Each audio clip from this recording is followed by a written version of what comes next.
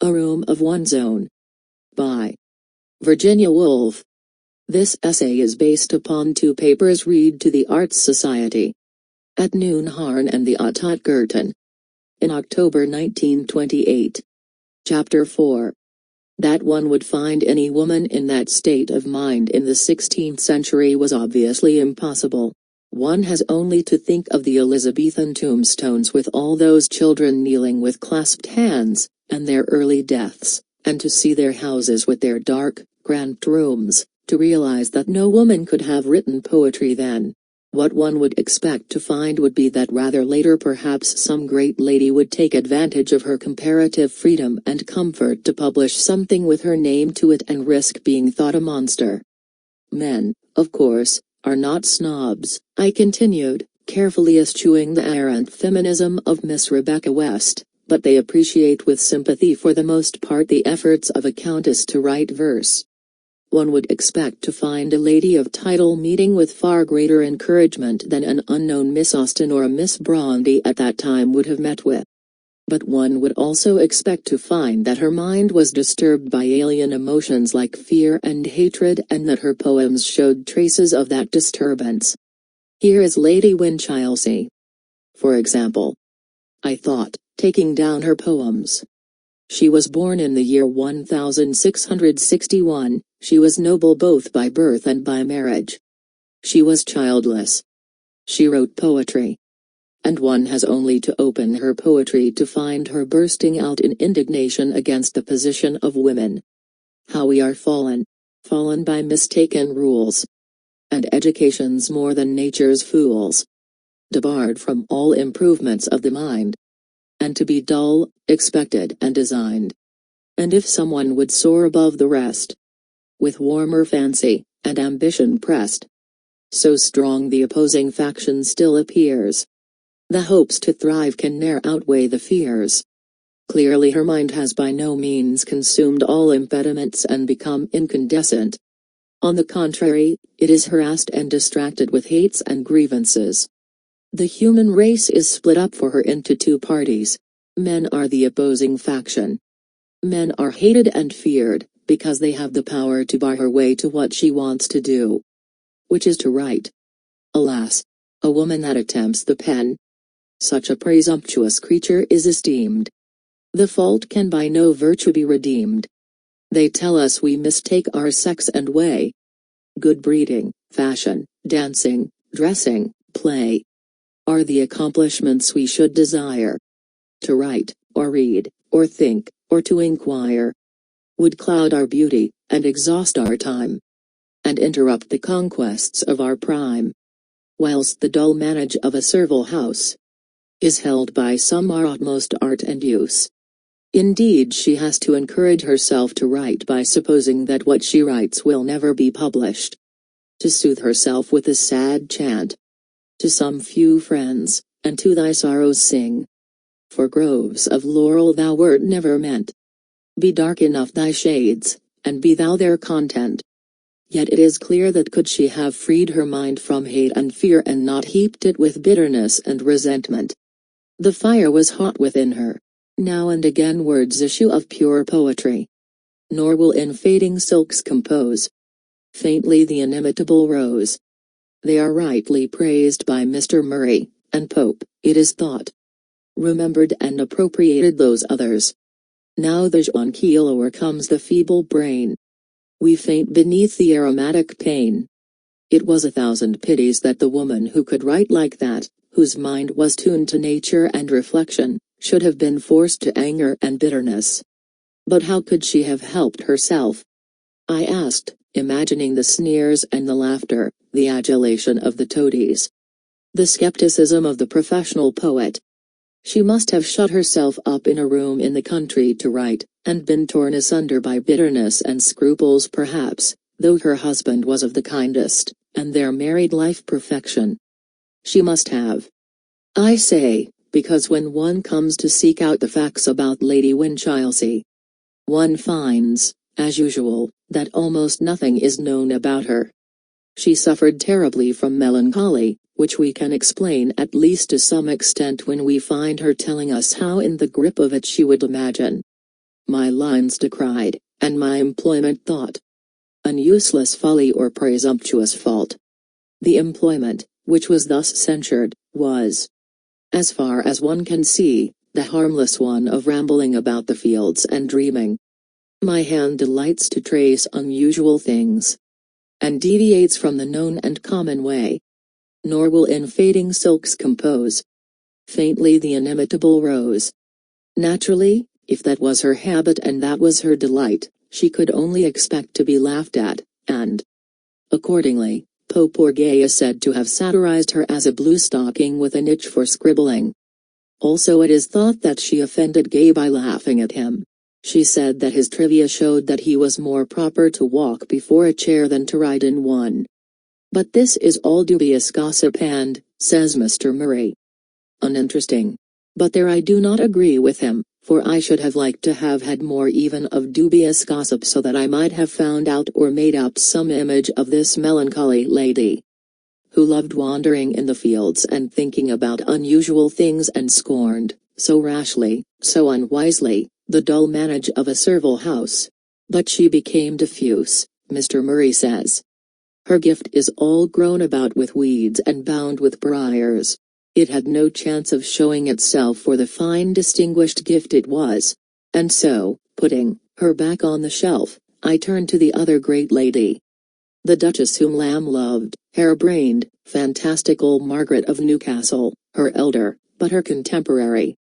They were very different, but alike in this that both were noble and both childless. And both were married to the best of husbands. And both burnt the same passion for poetry and both are disfigured and deformed by the same causes. Open the Duchess and one finds the same outburst of rage. Women live like bats or owls, labor like beasts, and die like worms. Margaret too might have been a poet. In our day all that activity would have turned a wheel of some sort. As it was, what could bind, tame or civilize for human use that wild, generous, untutored intelligence? It poured itself out, higgledy-piggledy, in torrents of rhyme and prose, poetry and philosophy which stand congealed in quartos and folios that nobody ever reads. She should have had a microscope put in her hand. She should have been taught to look at the stars and reason scientifically. Her wits were turned with solitude and freedom. No one checked her. No one taught her. The professors fawned on her. At court they jeered at her. Sir Egerton Brydges complained of her coarseness, as flowing from a female of high rank brought up in the courts. She shut herself up at Welbeck alone. What a vision of loneliness and riot the thought of Margaret Cavendish brings to mind. As if some giant cucumber had spread itself over all the roses and carnations in the garden and choked them to death. What a waste that the woman who wrote the best bred women are those whose minds are civilest.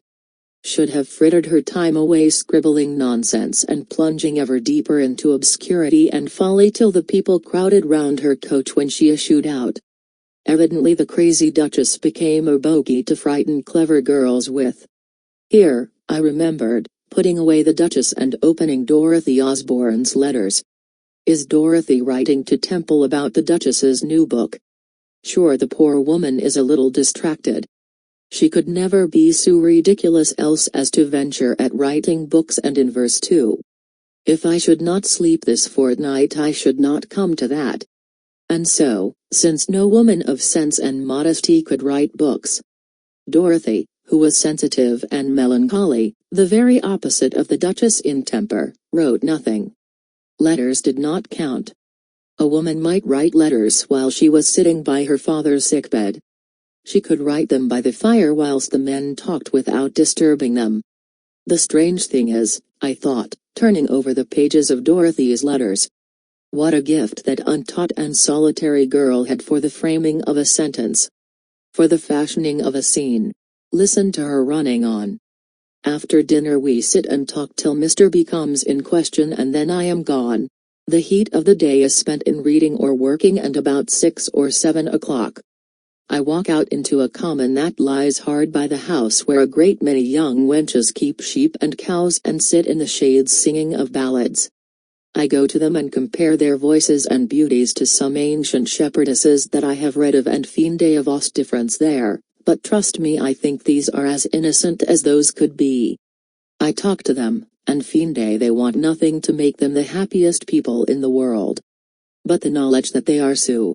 Most commonly when we are in the midst of our discourse one looks about her and spies her cows going into the corn, and then away they all run, as if they had wings at their heels. I that am not so nimble stay behind. And when I see them driving home their cattle I think 'tis time for me to retire too. When I have supped I go into the garden and sew to the side of a small river that runs by it, where I sit down and whistle with me. One could have sworn that she had the makings of a writer in her. But if I should not sleep this fortnight I should not come to that.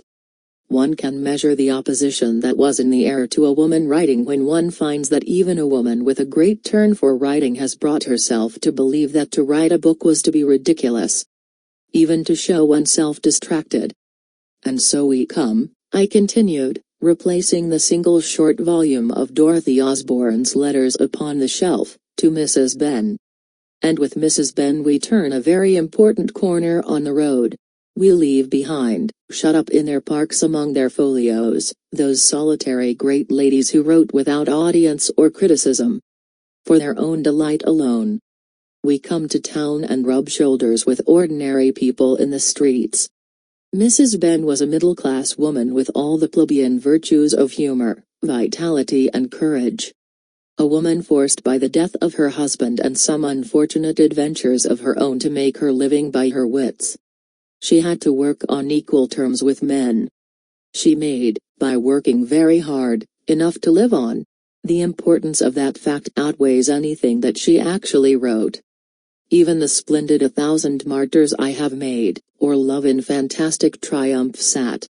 For here begins the freedom of the mind, or rather the possibility that in the course of time the mind will be free to write what it likes. For now that Aphra Ben had done it, girls could go to their parents and say, "You need not give me an allowance, I can make money by my pen." Of course the answer for many years to come was, yes, by living the life of Aphra Ben. Death would be better. And the door was slammed faster than ever.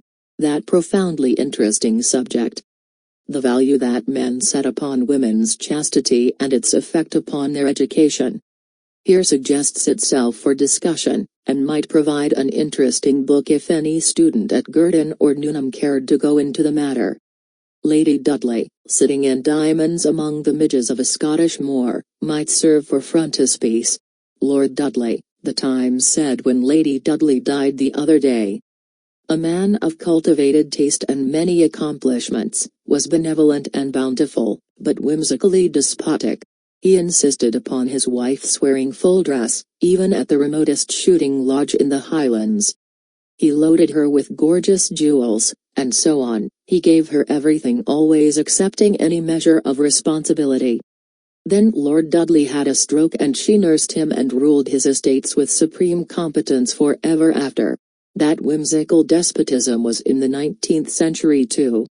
But to return. Aphra Ben proved that money could be made by writing at the sacrifice, perhaps, of certain agreeable qualities, and so by degrees writing became not merely a sign of folly and a distracted mind, but was of practical importance. A husband might die, or some disaster overtake the family. Hundreds of women began as the 18th century drew on to add to their pin money, or to come to the rescue of their families by making translations or writing the innumerable bad novels which have ceased to be recorded even in textbooks, but are to be picked up in the fourpenny boxes in the Charing Cross Road. The extreme activity of mind which showed itself in the later 18th century among women, the talking, and the meeting, the writing of essays on Shakespeare, the translating of the classics, was founded on the solid fact that women could make money by writing. Money dignifies what is frivolous if unpaid for. It might still be well to sneer at blue stockings with a niche for scribbling, but it could not be denied that they could put money in their purses. Thus, towards the end of the 18th century a change came about which, if I were rewriting history, I should describe more fully and think of greater importance than the Crusades or the Wars of the Roses. The middle-class woman began to write.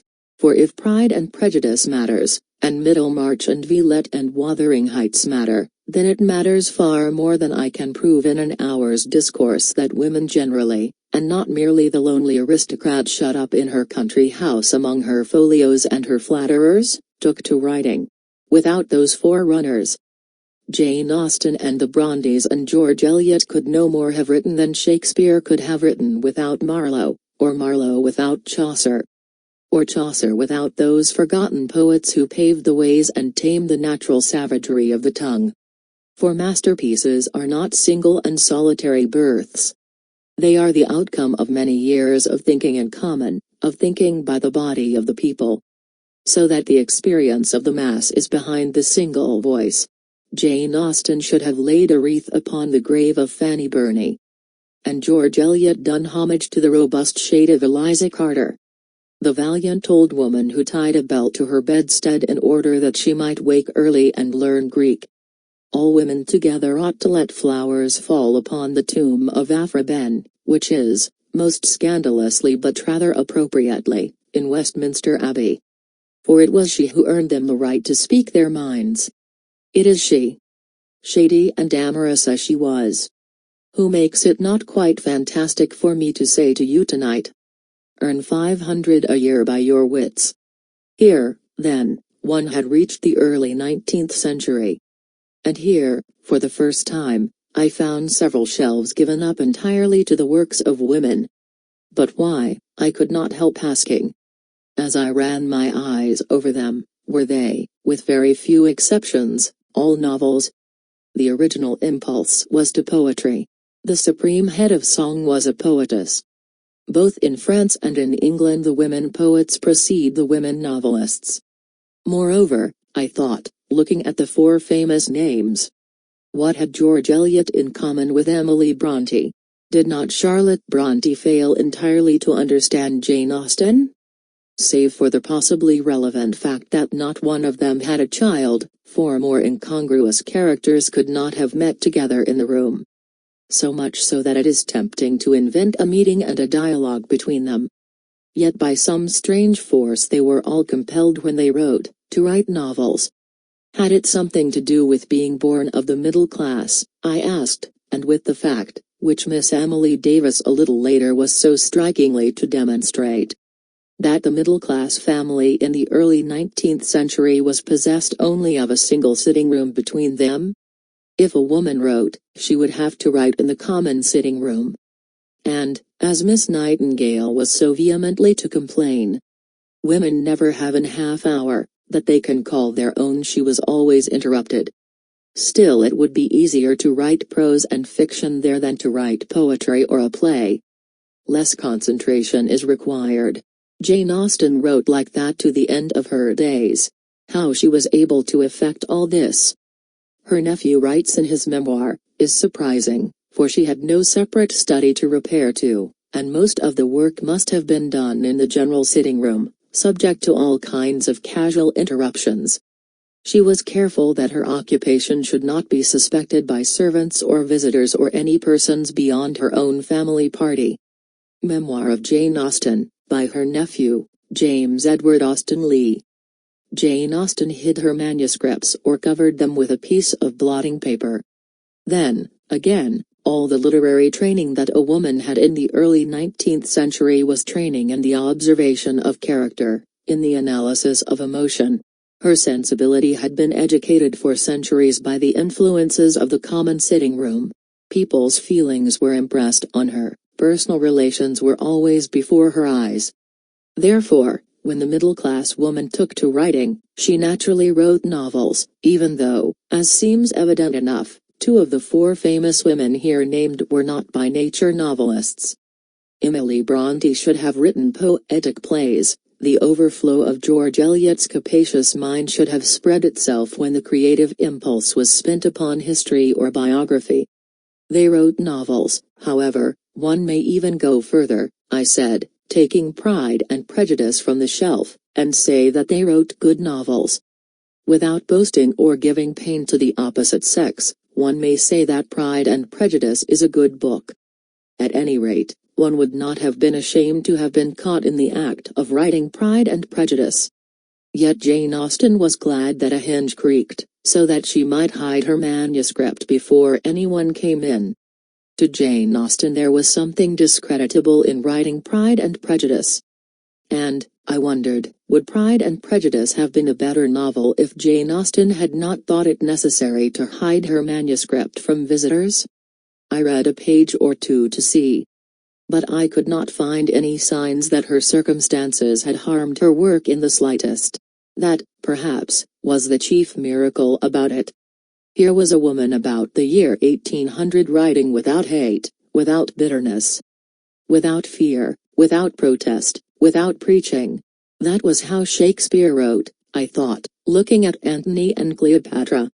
And when people compare Shakespeare and Jane Austen, they may mean that the minds of both had consumed all impediments, and for that reason we do not know Jane Austen and we do not know Shakespeare. And for that reason Jane Austen pervades every word that she wrote, and so does Shakespeare. If Jane Austen suffered in any way from her circumstances, it was in the narrowness of life that was imposed upon her. It was impossible for a woman to go about alone. She never travelled, she never drove through London in an omnibus or had luncheon in a shop by herself. But perhaps it was the nature of Jane Austen not to want what she had not. Her gift and her circumstances matched each other completely. But I doubt whether that was true of Charlotte Bronte. I said, opening Jane Eyre and laying it beside Pride and Prejudice. I opened it at chapter 12 and my eye was caught by the phrase "anybody may blame me who likes." What were they blaming Charlotte Bronte for? I wondered. And I read how Jane Eyre used to go up onto the roof when Mrs. Fairfax was making jellies and looked over the fields at the distant view. And then she longed. And it was for this that they blamed her. That then I longed for a power of vision which might overpass that limit, which might reach the busy world, towns, regions full of life I had heard of but never seen, that then I desired more of practical experience than I possessed. More of intercourse with my kind, of acquaintance with variety of character than was here within my reach. I valued what was good in Mrs. Fairfax, and what was good in Adele. But I believed in the existence of other and more vivid kinds of goodness, and what I believed in I wished to behold. Who blames me? Many, no doubt, and I shall be called discontented. I could not help it, the restlessness was in my nature. It agitated me to pain sometimes. It is vain to say human beings ought to be satisfied with tranquility, they must have action, and they will make it if they cannot find it. Millions are condemned to a stiller doom than mine. And millions are in silent revolt against their lot. Nobody knows how many rebellions ferment in the masses of life which people earth. Women are supposed to be very calm generally. But women feel just as men feel. They need exercise for their faculties and a field for their efforts as much as their brothers do.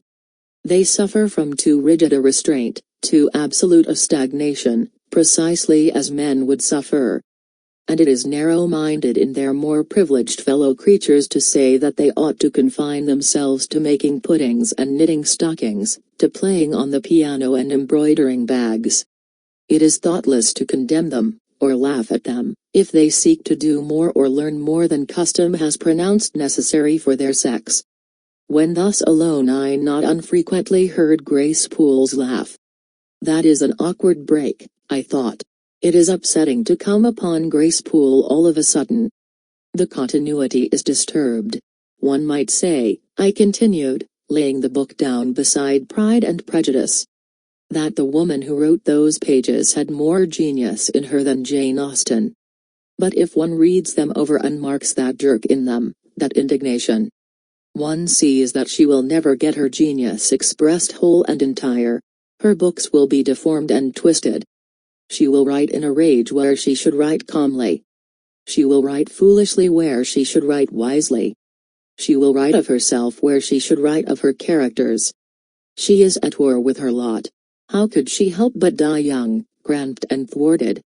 One could not but play for a moment with the thought of what might have happened if Charlotte Brontë had possessed say 300 a year, but the foolish woman sold the copyright of her novels outright for £1,500, had somehow possessed more knowledge of the busy world, and towns and regions full of life, more practical experience, and intercourse with her kind and acquaintance with a variety of character. In those words she puts her finger exactly not only upon her own defects as a novelist but upon those of her sex at that time. She knew no one better how enormously her genius would have profited if it had not spent itself in solitary visions over distant fields, if experience and intercourse and travel had been granted her. But they were not granted, they were withheld. And we must accept the fact that all those good novels, Villette, Irma, Wuthering Heights, Middlemarch, were written by women without more experience of life than could enter the house of a respectable clergyman. Written too in the common sitting-room of that respectable house, and by women so poor that they could not afford to buy more than a few quires of paper at a time upon which to write Wuthering Heights or Jane Eyre. One of them, it is true, George Eliot, escaped after much tribulation, but only to a secluded villa in St. John's Wood. And there she settled down in the shadow of the world's disapproval. I wish it to be understood, she wrote, that I should never invite anyone to come and see me who did not ask for the invitation, for was she not living in sin with a married man, and might not the sight of her damage the chastity of Mrs. Smith or whoever it might be that chanced to call? One must submit to the social convention, and be cut off from what is called the world. At the same time, on the other side of Europe, there was a young man living freely with this gypsy or with that great lady, going to the wars, picking up unhindered and uncensored all that varied experience of human life which served him so splendidly later when he came to write his books. Had Tolstoy lived at the Priory in seclusion with a married lady cut off from what is called the world, however edifying the moral lesson, he could scarcely, I thought, have written War and Peace.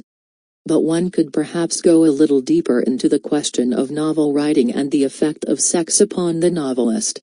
If one shuts one's eyes and thinks of the novel as a whole, it would seem to be a creation owning a certain looking-glass likeness to life, though of course with simplifications and distortions innumerable. At any rate, it is a structure leaving a shape on the mind's eye, built now in squares, now pagoda-shaped, now throwing out wings and arcades, now solidly compact and domed like the Cathedral of St. Sophia at Constantinople. This shape, I thought, thinking back over certain famous novels, starts in one the kind of emotion that is appropriate to it. But that emotion at once blends itself with others, for the shape is not made by the relation of stone to stone, but by the relation of human being to human being. Thus a novel starts in us all sorts of antagonistic and opposed emotions.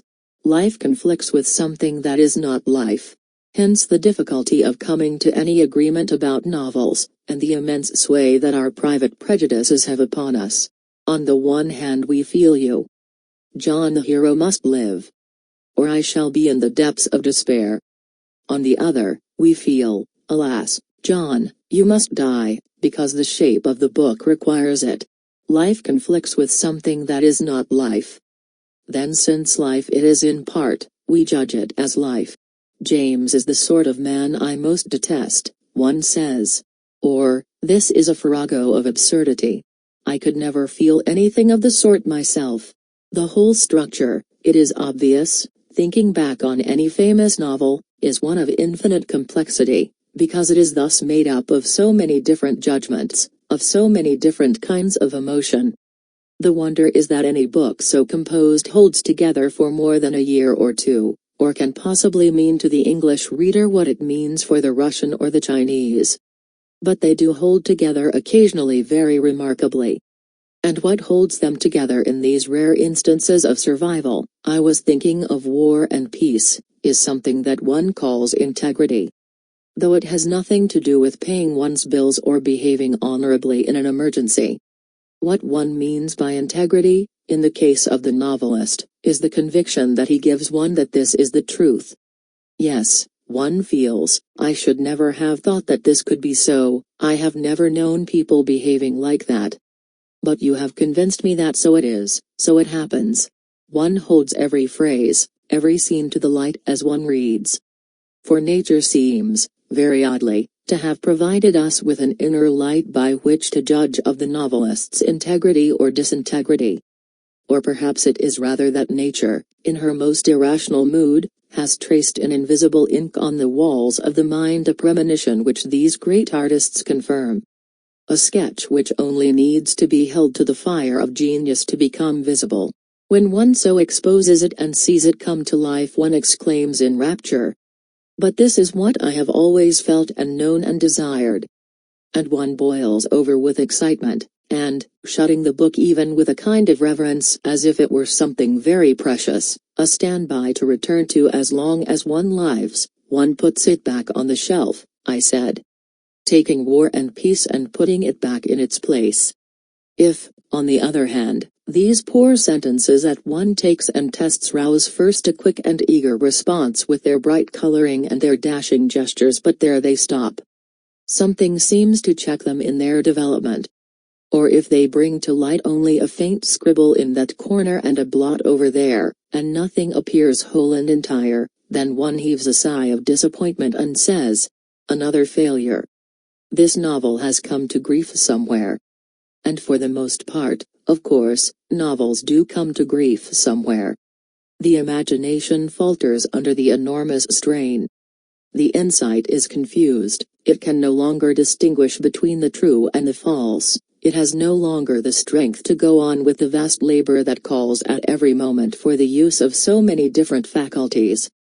But how would all this be affected by the sex of the novelist? I wondered, looking at Jane Eyre and the others. Would the fact of her sex in any way interfere with the integrity of a woman novelist, that integrity which I take to be the backbone of the writer? Now, in the passages I have quoted from Jane Eyre, it is clear that anger was tampering with the integrity of Charlotte Brontë the novelist. She left her story, to which her entire devotion was due, to attend to some personal grievance. She remembered that she had been starved of her proper due of experience. She had been made to stagnate in a parsonage mending stockings when she wanted to wander free over the world. Her imagination swerved from indignation, and we feel it swerve. But there were many more influences than anger tugging at her imagination and deflecting it from its path. Ignorance, for instance. The portrait of Rochester is drawn in the dark.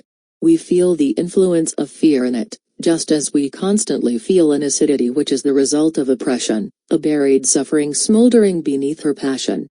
A rancor which contracts those books, splendid as they are, with a spasm of pain. And since a novel has this correspondence to real life, its values are to some extent those of real life. But it is obvious that the values of women differ very often from the values which have been made by the other sex. Naturally, this is so. Yet it is the masculine values that prevail. Speaking crudely, football and sport are important, the worship of fashion, the buying of clothes trivial. And these values are inevitably transferred from life to fiction. This is an important book, the critic assumes, because it deals with war. This is an insignificant book because it deals with the feelings of women in a drawing room. A scene in a battlefield is more important than a scene in a shop everywhere, and much more subtly the difference of value persists. The whole structure, therefore, of the early 19th century novel was raised, if one was a woman, by a mind which was slightly pulled from the straight, and made to alter its clear vision in deference to external authority. One has only to skim those old forgotten novels and listen to the tone of voice in which they are written to divine that the writer was meeting criticism. She was saying this by way of aggression, or that by way of conciliation.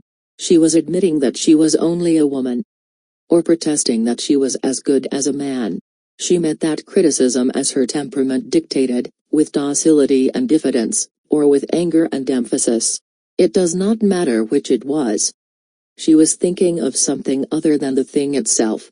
Down comes her book upon our heads. There was a flaw in the center of it, and I thought of all the women's novels that lie scattered. like small pockmarked apples in an orchard, about the second-hand bookshops of London. It was the flaw in the centre that had rotted them. She had altered her values in deference to the opinion of others. But how impossible it must have been for them not to budge either to the right or to the left. What genius, what integrity it must have required in face of all that criticism, in the midst of that purely patriarchal society. To hold fast to the thing as they saw it without shrinking. Only Jane Austen did it, and Emily Bronte. It is another feather, perhaps the finest, in their caps. They wrote as women write, not as men write. Of all the 1,000 women who wrote novels then, they alone entirely ignored the perpetual admonitions of the eternal pedagogue: write this, think that. They alone were deaf to that persistent voice, now grumbling, now patronizing, now domineering, now grieved, now shocked, now angry, now avuncular, that voice which cannot let women alone, but must be at them, like some too conscientious governess, adjuring them, like Sir Egerton Bridges, to be refined, dragging even into the criticism of poetry criticism of sex. Admonishing them, if they would be good and win, as I suppose, some shiny prize, to keep within certain limits which the gentleman in question thinks suitable. Female novelists should only aspire to excellence by courageously acknowledging the limitations of their sex. That puts the matter in a nutshell, and when I tell you, rather to your surprise, that this sentence was written not in August 1828 but in August 1928, you will agree, I think, that however delightful it is to us now, it represents a vast body of opinion. I am not going to stir those old pools. I take only what chance has floated to my feet that was far more vigorous and far more vocal a century ago. It would have needed a very stalwart young woman in 1828 to disregard all those snubs and chidings and promises of prizes. One must have been something of a firebrand to say to oneself, "Oh, but they can't buy literature too. Literature is open to everybody. I refuse to allow you, beetle though you are, to turn me off the grass. Lock up your libraries if you like, but there is no gate, no lock, no bolt, that you can set upon the freedom of my mind." She has a metaphysical purpose, and that is a dangerous obsession. Especially with a woman, for women rarely possess men's healthy love of rhetoric. It is a strange lack in the sex which is in other things more primitive and more materialistic. New Criterion, June 1928. 2. If, like the reporter, you believe that female novelists should only aspire to excellence by courageously acknowledging the limitations of their sex, Jane Austen has demonstrated how gracefully this gesture can be accomplished. Life and Letters, August 1928. But whatever effect discouragement and criticism had upon their writing, and I believe that they had a very great effect that was unimportant compared with the other difficulty which faced them. I was still considering those early 19th century novelists. When they came to set their thoughts on paper, that is, that they had no tradition behind them, or one so short and partial that it was of little help. For we think back through our mothers if we are women. It is useless to go to the great men writers for help, however much one may go to them for pleasure. Lamb, Brown, Thackeray, Newman, Sterne, Dickens, De Quincey. Whoever it may be never helped a woman yet, though she may have learned a few tricks of them and adapted them to her use. The weight, the pace, the stride of a man's mind are too unlike her own for her to lift anything substantial from him successfully. The ape is too distant to be sedulous. Perhaps the first thing she would find, setting pen to paper, was that there was no common sentence ready for her use. All the great novelists like Thackeray and Dickens and Balzac have written a natural prose. Swift but not slovenly, expressive but not precious, taking their own tint without ceasing to be common property. They have based it on the sentence that was current at the time. The sentence that was current at the beginning of the 19th century ran something like this perhaps. The grandeur of their works was an argument with them, not to stop short, but to proceed. They could have no higher excitement or satisfaction than in the exercise of their art and endless generations of truth and beauty. Success prompts to exertion, and habit facilitates success. That is a man's sentence. Behind it one can see Johnson, Gibbon and the rest. It was a sentence that was unsuited for a woman's use. Charlotte Bronte, with all her splendid gift for prose, stumbled and fell with that clumsy weapon in her hands. George Eliot committed atrocities with it that beggar description. Jane Austen looked at it and laughed at it and devised a perfectly natural, shapely sentence proper for her own use and never departed from it. Thus, with less genius for writing than Charlotte Bronte, she got infinitely more said. Indeed, since freedom and fullness of expression are of the essence of the art, such a lack of tradition, such a scarcity and inadequacy of tools, must have told enormously upon the writing of women. Moreover, a book is not made of sentences laid end to end, but of sentences built, if an image helps, into arcades or domes. And this shape too has been made by men out of their own needs for their own uses. There is no reason to think that the form of the epic or of the poetic play suit a woman any more than the sentence suits her. But all the older forms of literature were hardened and set by the time she became a writer. The novel alone was young enough to be soft in her hands, another reason, perhaps, why she wrote novels. Yet who shall say that even now the novel, I give it inverted commas to mark my sense of the word's inadequacy. Who shall say that even this most pliable of all forms is rightly shaped for her use? No doubt we shall find her knocking that into shape for herself when she has the free use of her limbs, and providing some new vehicle, not necessarily in verse, for the poetry in her. For it is the poetry that is still denied outlet. And I went on to ponder how a woman nowadays would write a poetic tragedy in 5 acts. Would she use verse? Would she not use prose rather? But these are difficult questions which lie in the twilight of the future. I must leave them, if only because they stimulate me to wander from my subject into trackless forests where I shall be lost and, very likely, devoured by wild beasts. I do not want, and I am sure that you do not want me, to broach that very dismal subject, the future of fiction. So that I will only pause here one moment to draw your attention to the great part which must be played in that future so far as women are concerned by physical conditions. The book has somehow to be adapted to the body, and at a venture one would say that women's books should be shorter, more concentrated, than those of men, and framed so that they do not need long hours of steady and uninterrupted work. For interruptions there will always be. Again, the nerves that feed the brain would seem to differ in men and women, and if you are going to make them work their best and hardest, you must find out what treatment suits them, whether these hours of lectures, for instance, which the monks devised, presumably, hundreds of years ago, suit them. What alternations of work and rest they need, interpreting rest not as doing nothing but as doing something, but something that is different, and what should that difference be?